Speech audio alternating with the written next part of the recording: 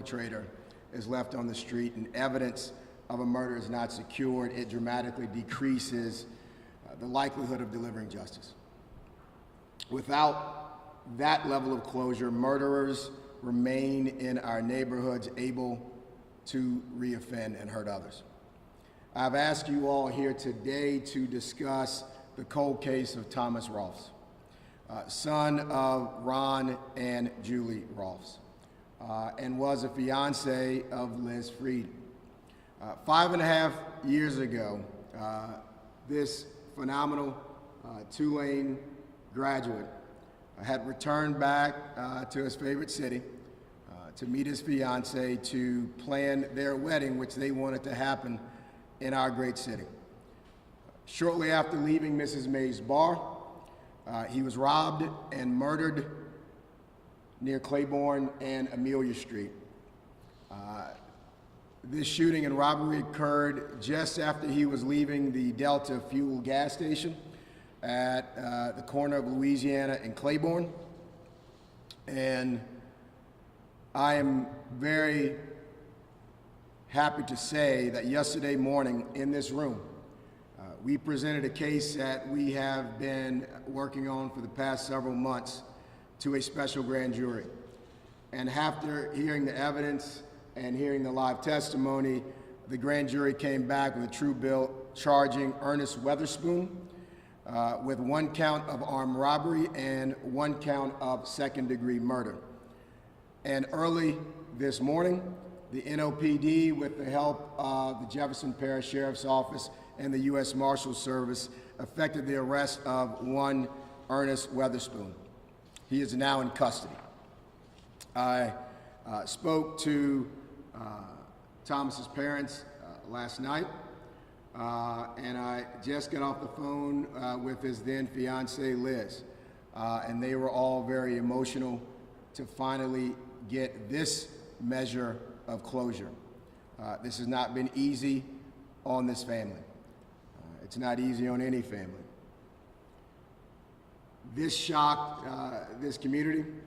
There were no answers for a very long time. Over the years, like too many cold cases in this city, this horrific killing has haunted this family. But thanks to very dedicated work of ADAs in this office, NOPD personnel, and victim witness advocates who deal with people day in and day out in this office, the system never gave up.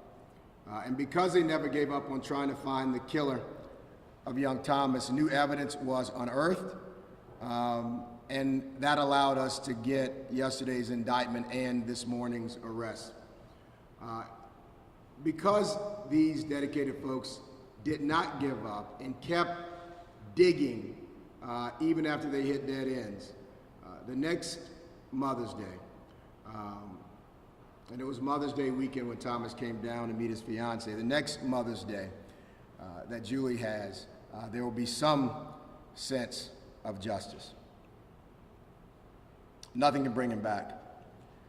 Solving violent crimes to ensure arrest and prosecutions is a priority for this office and my law enforcement partners.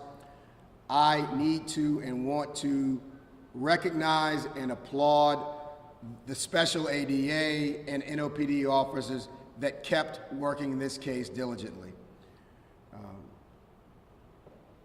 NOPD Sergeant Andrew Waldron, who I've frankly known since he was a kid and a young man before he was on the force, because I've known his father when he served as a judge at Criminal District Court, Judge Dennis Waldron. Andrew Waldron reached out to Julie Rolfes on a regular basis, even when this case had grown cold, and would call her on Mother's Days. Detective Barrett Morton, who was in this room today, explained to the grand jury the lengths that he was going through to find this killer. Thank you to both of these gentlemen. Thank you to Special Prosecutor Alex Kalinda, who has been instrumental in this cold case work and very dedicated to this family and solving this crime. Since 1964, there have been over 5,000 unsolved murders in New Orleans. And when you add up the number of family and friends impacted by these unsolved murders, you can easily understand the trauma and cycle of violence that has become all too common in this community. Any prosecutor anywhere in this country will tell you just how hard it is to put a case together. Any police officer or detective will tell you just how hard it is to put a case together after 2 years. It's been 5.5. And that's why this announcement is so important today to not only the Rolfes family and to Liz Freed, but to people around this city who are still waiting for answers. This is the first cold case solved by the DA's office cold case unit. The public has seen me standing with loved ones in this community who have lost their family members with no answers. I think it was in August that we were here and that we announced this cold case unit. You see me advocate for resources from the City Council to expand this work. And you will hear me say over and over again that it is a strong partnerships between the DA's office and the NOPD, especially on the most serious cases and cold cases, that is going to help us make our neighborhoods safer by getting dangerous people off the street. I hope that today's announcement is just one of many to come. I know that there are hundreds of families who are still waiting on answers for the deaths of their loved ones. Please know that the OPDA cold case unit is dedicated to finding those answers and is working those cases. We will continue to prioritize solving cold cases and getting bad individuals off the street, because if you listen to what people say in this city and outside the city, and you've heard Chief Ferguson say this as well, when offenders are left on the street, they're left on the street to reoffend and to continue to wreak havoc. In addition to more resources to solve cold cases and unsolved murders, we really need community help. That's how we did this today. That's how this arrest was effected this morning. That's how this case was built to present to this grand jury. There are community members who believed in this office, who trusted the right thing would happen, and they came forward and they cooperated. And we need that to continue to happen. I also want to thank the private citizens who gave up their days and sat right behind me and heard this case. I want to thank you for your work. I can't say your names, but you know who you are. I know the people of New Orleans are shouldering a lot. 2020 has been tough. 2021 has been even harder, and we don't know what 2022 holds. But what we do know is that we all want a safer New Orleans. Civic engagement, community participation, people coming forward with the little bits that they know. You may not know it all. It might even start off as hearsay. But the faster you get that to us, the faster we can work with dedicated NOPD members to build these cases, to solve more cases for family members. We need your help. Mr. Weatherspoon is in custody now. There are a number of other legal steps and challenges ahead of us. I have discussed those with the families, but yesterday's grand jury indictment and the arrest this morning with the help of JPSO and the U.S. Marshal Service is a very, very big step for the Rolfes family and for Liz Freed and for this community. With that, I'll take a few questions. Is there anything you could say about the new evidence that was uncovered that led to this arrest? Was it someone coming forward with a Crime Stopper tip? Was it CODIS? What transpired that resulted in this new information coming forward? Now, I know it's you guys' job to get as many answers as you can for today's reporting and for today's news, but it's my job to be able to bring a case that I can prosecute before a jury. And I don't want to jeopardize any of that. But what I can tell you is this was not the result of someone going after a Crime Stopper's reward. This was Andrew Waldron, and Detective Barrett Moore, and ADA Alex Kalenda, and Victim Witness Services in this building, working with community, listening to what they have to say, and parsing it out and finding evidence there of a crime that was committed 5.5 years ago, and then following up on those leads and following up on other leads. So this was not someone who came in for a reward, but I don't want to say anything further because I don't want to jeopardize this case, and I have to make sure that we can close this thing out the right way. Is it fair to say that someone or a number of people came forward with new information? I can tell you that there is overwhelming support and cooperation to hold Mr. Weatherspoon accountable, and I'm very proud of the people of the city of New Orleans today for what has occurred over the past several months and what has culminated here. What will be next? So he's caught, he'll go before a judge, and the bond will be set for him? Yeah, he's in custody now. There may be some conversations to be had between now and then. He will go before a judge. I do not expect for him to make any bond. I expect for him to be held until his trial date. Can you give us I know you can't get into too many details with you outmates, but on the night that I arrived, was this just a robbery attempt, or how did the suspect meet the victim, and was this a botched or failed robbery attempt or assault? As you can tell by the grand jury's decision, they believed that this was an armed robbery that led to a murder. Regardless of whatever horrible motivations were there, it was senseless violence in our community. But yes, it was a robbery.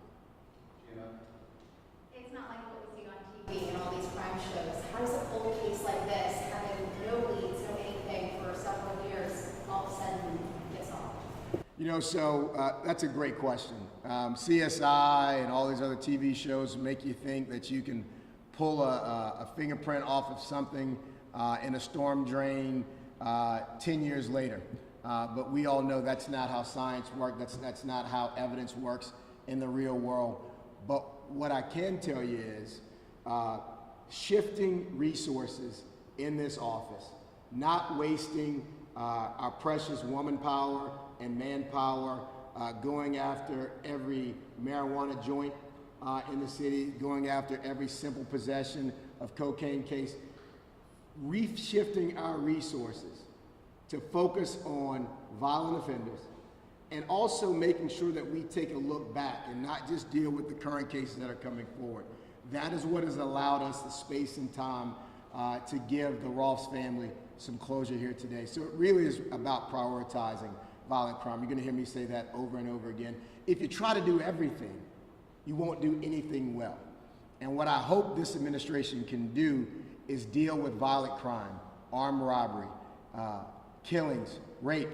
I hope that we can focus on those things and take those folks off the street and keep them off the street.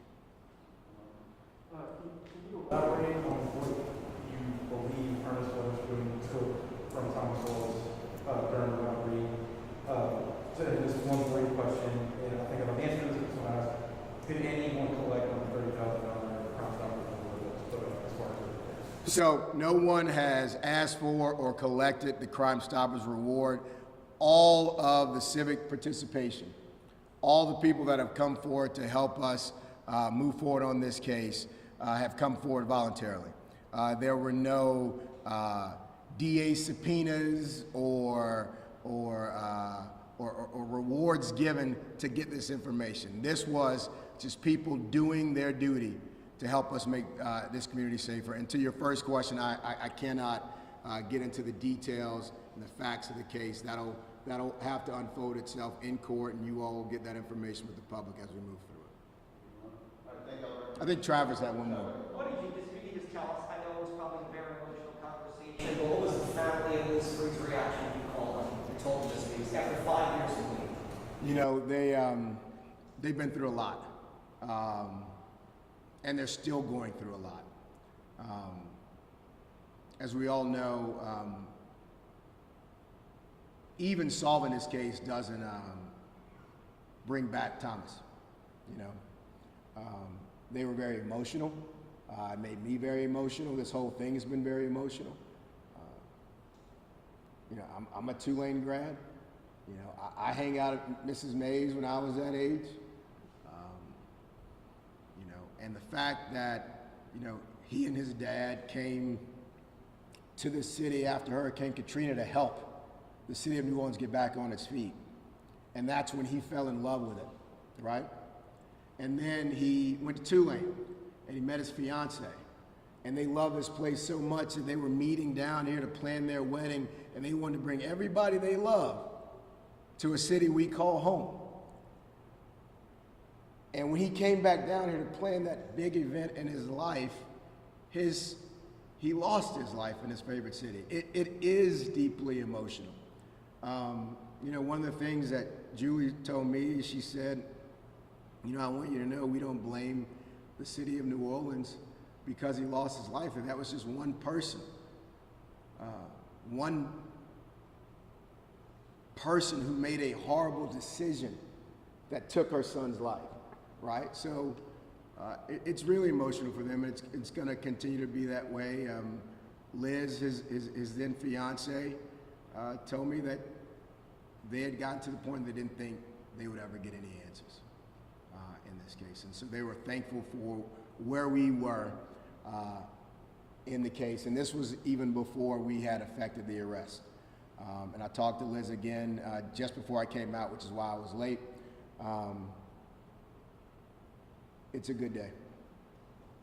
One thing, can you fill in any details as to the timeline from when he left Miss Mays to when he was murdered? There'll be a detailed timeline as this case unfolds.